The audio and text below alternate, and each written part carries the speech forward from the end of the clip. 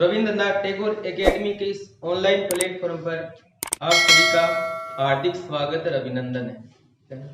आज हम हिंदी अनिवार्य में 2 अंक का टॉपिक पढ़ेंगे, भाषा लिपि व्याकरण का परिचय। ठीक है ना। तो इसका देखना आप, भाषा लिपि व्याकरण का परिचय। सबसे पहले अपन इसकी बात करें कि भाषा किसे कहते हैं, और उसके बाद अपन व्याकरण की बात करेंगे। 2 अंक का आपको परीक्षा में यहां से प्रश्न पूछा जाएगा, देखना इसको। अब साधारण सी बात करें अपन तो देखो, समाज में जीवित रहने के कारण मनुष्य को आपस में अपने विचार विनिमय करने तथा दूसरे के विचारों भावों को समझने के लिए एक माध्यम की आवश्यकता होती है, और वह माध्यम भाषा कहलाता है। फिर आगे हम बात करें भाषा शब्द की व्युत्पत्ति। कहते हैं कि भाषा शब्द बना कैसे, तो भाषा शब्द संस्कृत की भाष धातु से बना है, जिसका अर्थ होता है व्यक्त वाणी। फिर हम इसकी परिभाषा की बात करेंगे। तो सबसे पहले देखो कि समाज में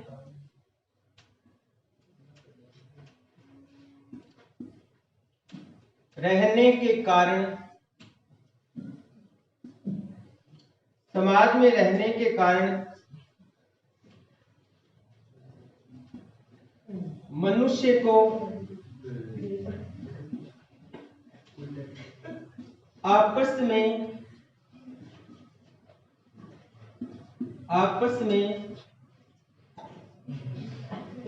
विचार विनिमय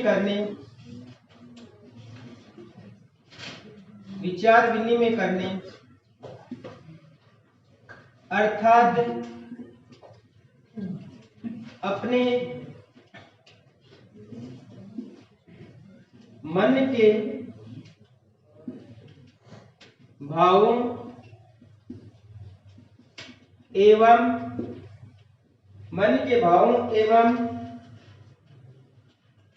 विचारों को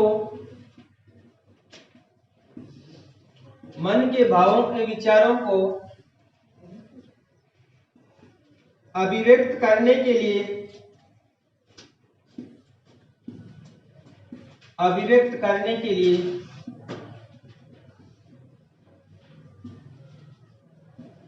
एक माध्यम की आवश्यकता होती है। एक माध्यम की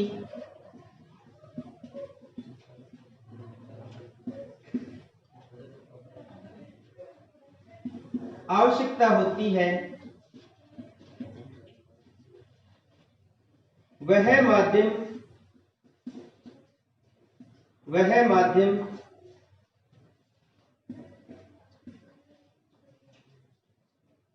भाषा कहलाता है। समाज में रहने के कारण मनुष्य को अपने आपस में जो विचार विनिमय करते हैं, अपने मन के भावों विचारों को अभिव्यक्त करते हैं, उसे हम भाषा कहते हैं। हम किसी के विचारों को जानना चाहे या हमारे विचार प्रकट करना चाहे तो इसके लिए हमें भाषा की आवश्यकता होती है। इसी को हम एक माध्यम होता है अभिव्यक्त करने का, जिसको हम भाषा कहते हैं। तो समाज में रहने के कारण मनुष्य को आपस में विचार विनिमय करने अर्थात अपने मन के भावों विचारों को अभिव्यक्त करने के लिए एक माध्यम की आवश्यकता होती है, और वह माध्यम भाषा कहलाता है। ये भाषा की परिभाषा होती है। फिर हम इसकी बात करें कि ये जो भाषा शब्द बना कैसे है। भाषा शब्द की उत्पत्ति की बात करते हैं अपन। भाषा शब्द की व्युत्पत्ति किससे हुई है, देखना इसमें। भाषा शब्द संस्कृत की भाष धातु से बना है।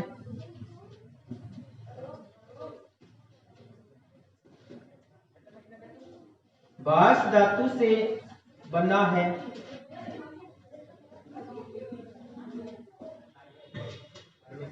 जिसका अर्थ है यानी बास धातु का अर्थ है, इसे लिखेगा। बास धातु का अर्थ है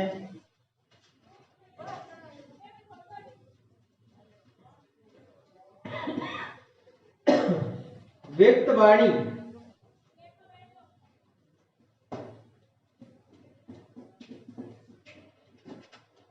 इसका अर्थ होता है व्यक्त वाणी। बास धातु यानी भाषा शब्द की व्युत्पत्ति की बात करें तो भाषा शब्द बतना है बास धातु से संस्कृत की, और इसका अर्थ होता है व्यक्त वाणी। फिर हम इसकी परिभाषा की बात करते हैं कि परिभाषा क्या होती है, इसकी भाषा किसे कहते हैं। तो इसकी छोटी सी परिभाषा आती है,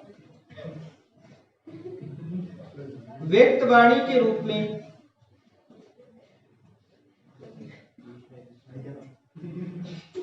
व्यक्त वाणी के रूप में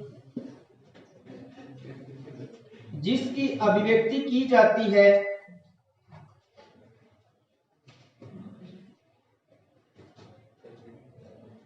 व्यक्त वाणी के रूप में जिसकी अभिव्यक्ति की जाती है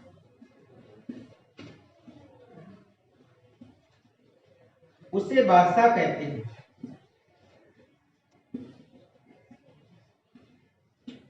उसे भाषा कहते हैं।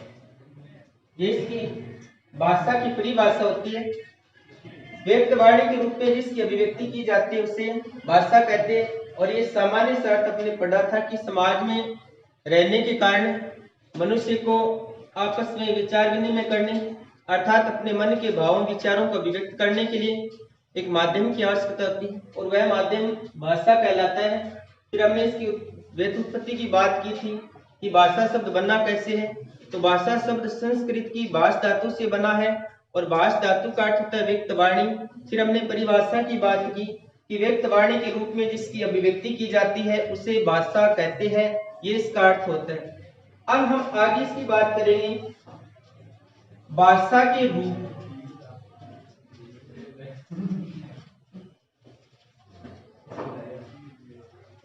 भाषा के रूप की बात करें तो भाषा के दो रूप होते हैं।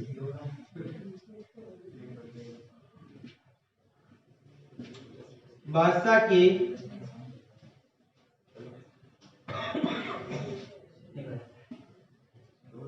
के दो रूप होते हैं। अब दो रूप कौन कौन से होते हैं? एक होती है मौखिक भाषा और दूसरी होती है लिखित भाषा।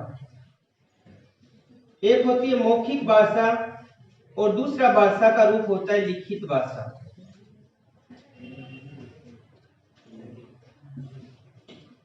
मौखिक भाषा और लिखित भाषा। अब इसके आगे देखना, अब इन दोनों की परिभाषाओं की बात करते हैं कि मौखिक भाषा किसे कहते हैं और लिखित भाषा किसे कहते हैं। साधारणतया बोलचाल की भाषा होती है, हम जैसे बोलते हैं मौखिक रूप से, उसको मौखिक भाषा कहते हैं। और किसी बात को लिख करके प्रकट करते हैं ना, वो लिखित भाषा होती है। तो अब देखते हैं दोनों की परिभाषा। आप मौखिक भाषा किसे कहते हैं, लिखित भाषा किसे कहते हैं। हम सबसे पहले बात करते हैं मौखिक भाषा की।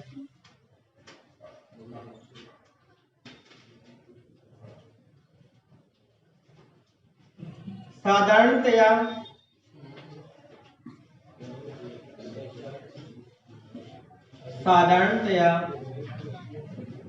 बोलचाल की भाषा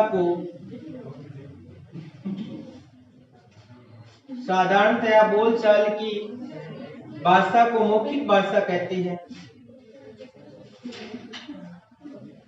भाषा को मौखिक भाषा कहते हैं। साधारणतया बोलचाल की भाषा को मौखिक भाषा कहते हैं।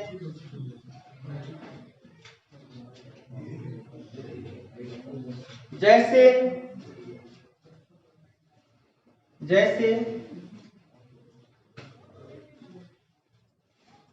नेताजी के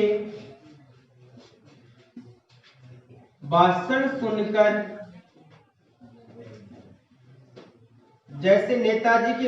सुनकर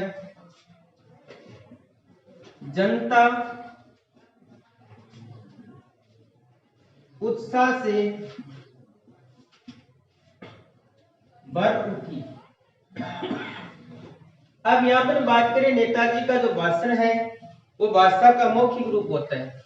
जैसे नेताजी बोल करके अपनी वाणी को प्रकट करते हैं वो भाषा का मौखिक रूप होता है, इसको अपन मौखिक भाषा कहते हैं। अब दूसरा हमने भाषा का रूप पढ़ा था, वो भाषा थी लिखित भाषा।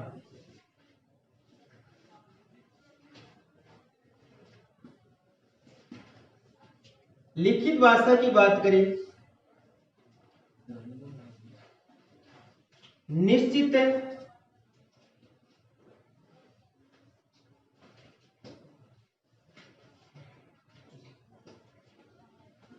इसमें लिखना आपके उच्चरित ध्वनि संकेतों को, उच्चरित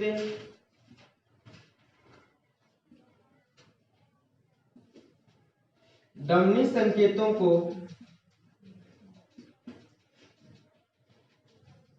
निश्चित चिन्हों द्वारा, निश्चित चिन्हों द्वारा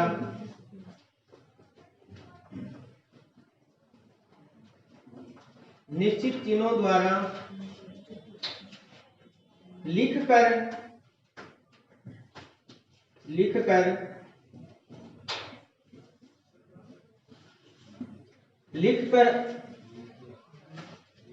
अंकित किया जाता है, लिखकर अंकित किया जाता है। उच्चरित ध्वनि संकेतों को निश्चित चिन्हों द्वारा लिखकर अंकित किया जाता है, उसे लिखित भाषा कहते हैं, उसे लिखित भाषा कहते हैं। उसके बाद आगे बात करें अपन, जैसे परीक्षार्थी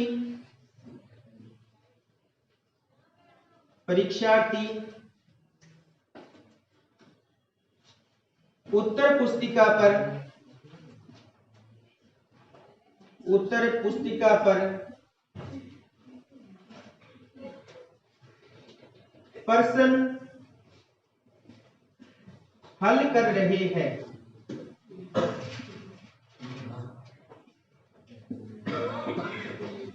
अब यहां बात करें अपन उच्चरित ध्वनि संकेतों को निश्चित चिन्हों द्वारा लिखकर अंकित किया जाता है, उसे लिखित भाषा कहते हैं। अब परीक्षार्थी परीक्षा में प्रश्न पत्र हल करते हैं, उसमें भाषा का लिखित रूप होता है। जो चीज लिख करके बताते हैं वो लिखित भाषा होती है, और जो बोल करके बताते हैं मौखिक भाषा होती है। साधारणतः बोलचाल की भाषा को अपन मौखिक भाषा कहते हैं। तो दो प्रकार से अपने विचारों को प्रकट करते हैं, या तो बोल करके या लिख करके। तो भाषा के दो रूप होते हैं। और यही प्रश्न जो आपके सामने अभी उत्तर लिखा है, ये प्रश्न आया था 2019 की परीक्षा में। और प्रश्न ऐसे था, भाषा के कौन से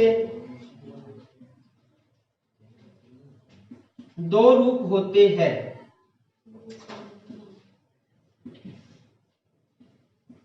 भाषा के कौन से दो होते हैं? ये प्रश्न 2019 की परीक्षा में पूछा हुआ प्रश्न है, एकदम सरल प्रश्न था। भाषा के कौन से दो रूप होते हैं? तो इसका छोटा सा उत्तर था, भाषा के दो रूप होते हैं, मौखिक और लिखित। बाद में आप इसकी परिभाषा से इसको बता सकते थे। अब हम इसके बाद आगे बात करें, आगे इसमें हम पढ़ेंगे लिखित भाषा और मौखिक भाषा में अंतर क्या होता है।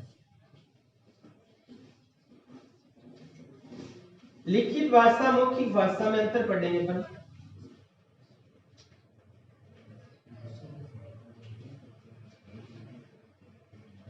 तो देखो,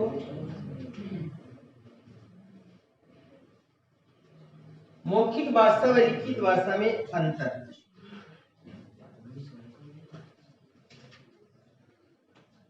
मौखिक भाषा व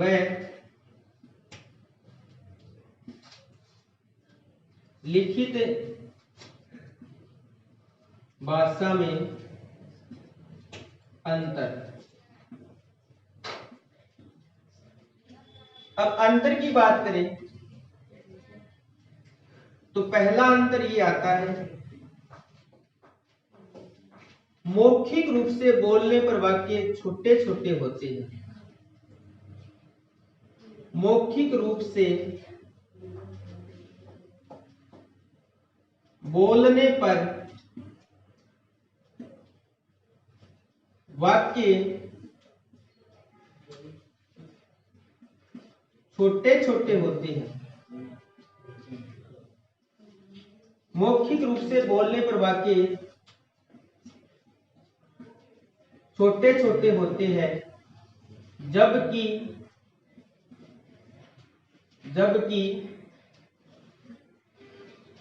लिखित रूप में बड़े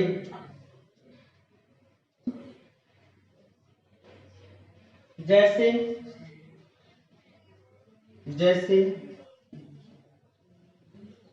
कादम्बरी ग्रंथ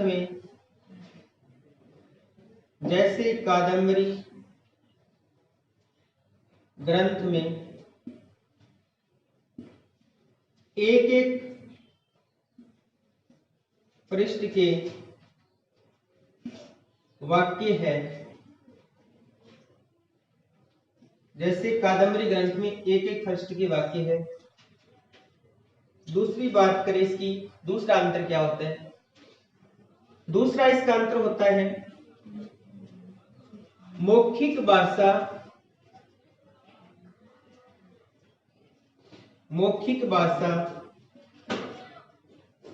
स्वाभाविक होती है।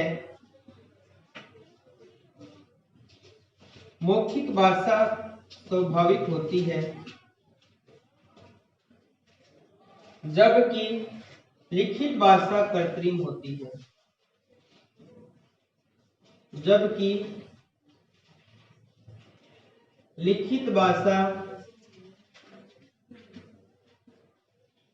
कृत्रिम होती है।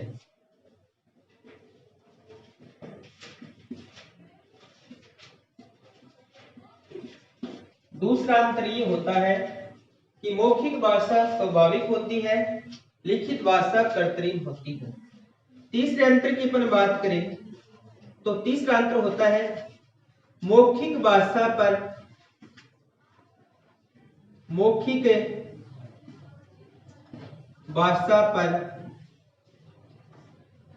स्थानीय बोलियों का प्रभाव रहता है।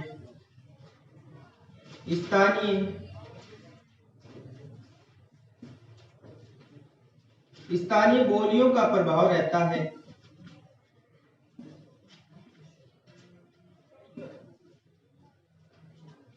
मौखिक भाषा पर स्थानीय बोलियों का प्रभाव रहता है, जबकि लिखित भाषा में नहीं।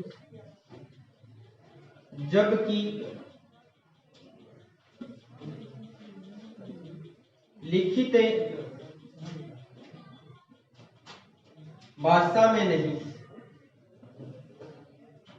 जबकि लिखित भाषा में नहीं, क्योंकि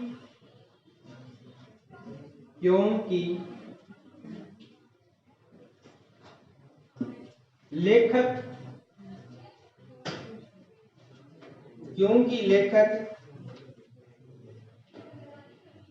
सतर्क होकर लिखता है।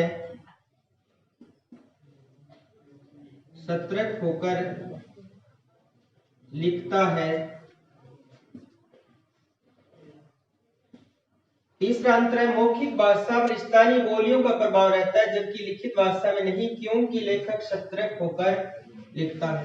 बोलने पर हम जैसे वाक्य बोलते हैं वैसे लिखे नहीं जाते, लिखते समय इन बातों का ध्यान रखना पड़ता है। फिर अगली बात अंतर करें, मौखिक भाषा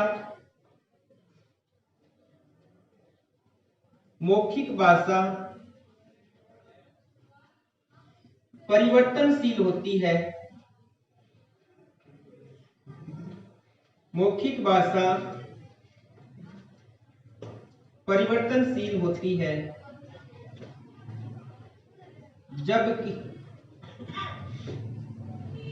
जबकि लिखित भाषा स्थिर होती है, स्थायी होती है, स्थिर होती है। लिखित भाषा स्थिर होती है। हम बोली हुई बात में परिवर्तन कर सकते हैं, लेकिन लिखी हुई बात में परिवर्तन नहीं कर सकते हैं। स्थायी होती है वो लिखी हुई बात। अब आगे बात करें अपन पांचवा अंतर इसका। पांचवा अंतर आता है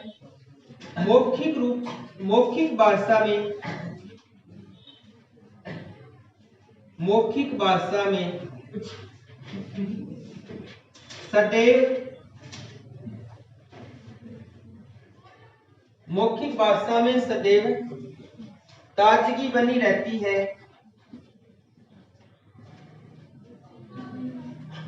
ताजगी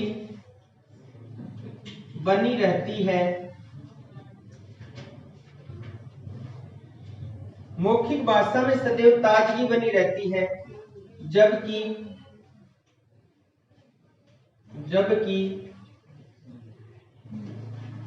लिखित भाषा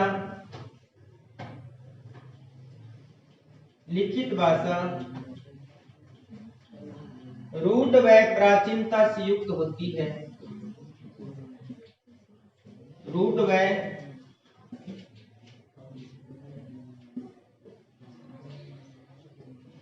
प्राचीनता से युक्त होती है।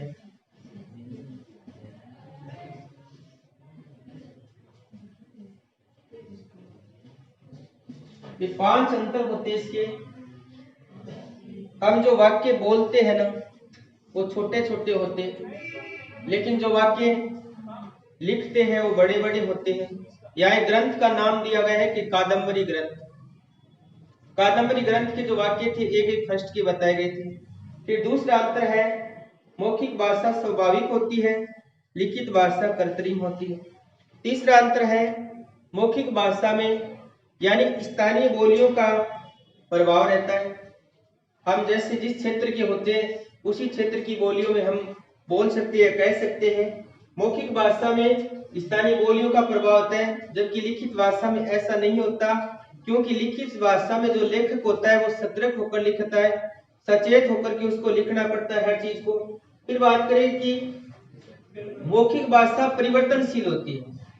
हम आज जो बोल रहे हैं उसको परिवर्तन कर सकते हैं, ठीक है ना, लेकिन लिखित भाषा में अगर कागज पर कुछ लिखा हुआ है उसमें परिवर्तन नहीं कर सकते। फिर बताया कि मौखिक भाषा में सदैव ताजगी रहती है। हम जैसे जैसे बोलते हैं उसका यानी ताजगी बनी रहती है, लेकिन लिखित भाषा प्राचीनता और रूढ़ता से युक्त होती है। रूढ़ तथा प्राचीनता से युक्त होती है। ये भाषा के पांच अंतर है मौखिक और लिखित भाषा के।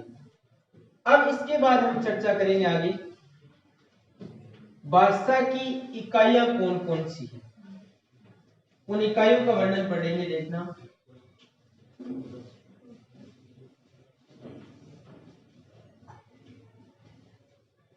भाषा की प्रमुख इकाइयां।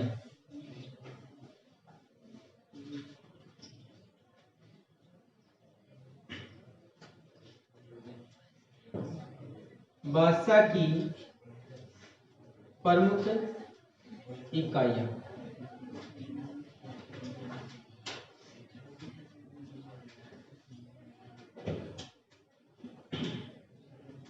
अब देखो इकाइयों की बात करें तो भाषा की सबसे पहली जो इकाई है वो है ध्वनि। ध्वनि किसे कहते हैं इसका देखना। हमारे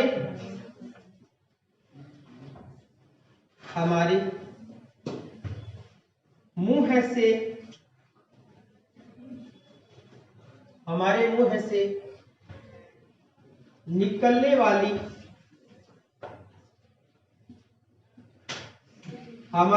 से निकलने वाली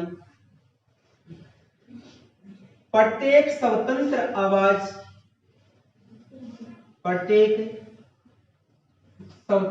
आवाज ध्वनि कहलाती है।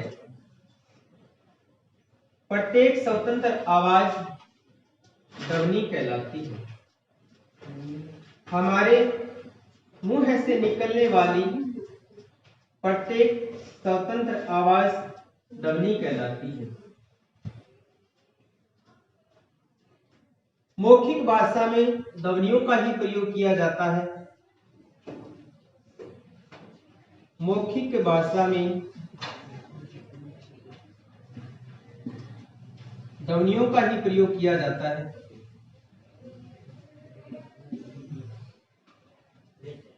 ध्वनियों का ही प्रयोग किया जाता है।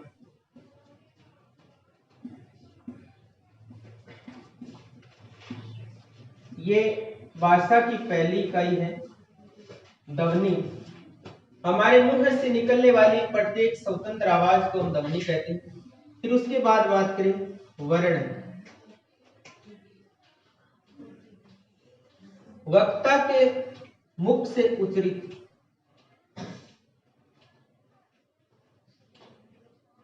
वक्ता के मुख से उच्चरित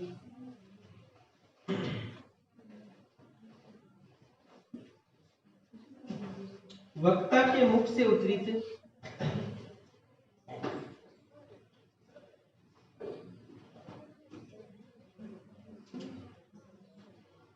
वक्ता के मुख से उच्चरित ध्वनि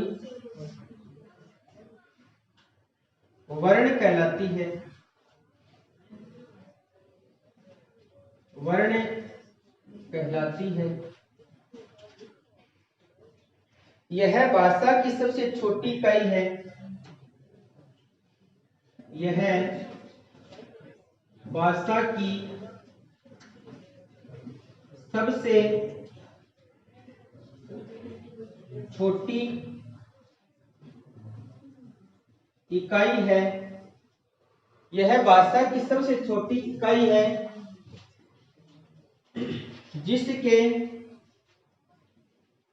जिसके और टुकड़े नहीं हो सकते। जिसके और टुकड़े नहीं हो सकते। जैसे क, च, ट आदि। ये वर्ण होते हैं। उसके बाद भाषा की अगली इकाई की बात करें अपन तो आता है शब्द। शब्द की बात करें तो वर्णों के सार्थक समूह को शब्द कहते हैं। वर्णों के सार्थक समूह को शब्द कहते हैं। शब्द की बात करें तो वर्णों के सार्थक समूह को शब्द कहते हैं। जैसे एक शब्द बनाते पर क में मैं जोड़ा, उसके बाद न जोड़ा, तो ये शब्द बन गया कमल।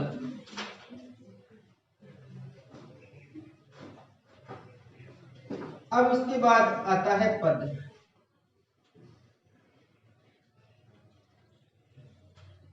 पद की बात करें तो वाक्य में प्रयुक्त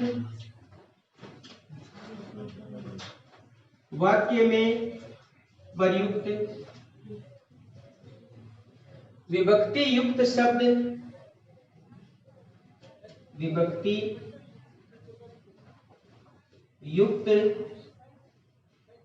शब्द वाक्य में प्रयुक्त विभक्ति युक्त शब्द पद कहलाता है। पद कहलाता है। जैसे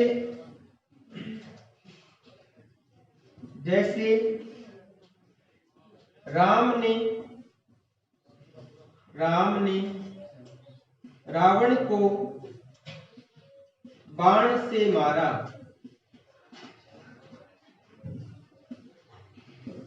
जैसे राम ने रावण को बाण से मारा, तो इसमें देखना, राम ने रावण को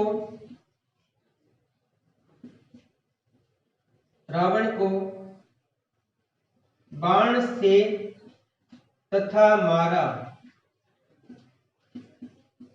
पद है। ये भाषा की चौथी इकाई है। अब भाषा की अगली इकाई की बात करें, वो आता है वाक्य। वाक्य की बात करें अपन तो इसकी परिभाषा होती है विशेष कर्म से संयोजित, विशेष कर्म से संयोजित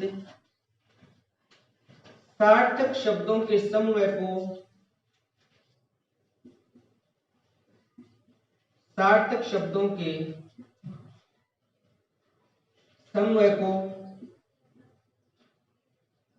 वाक्य कहते हैं।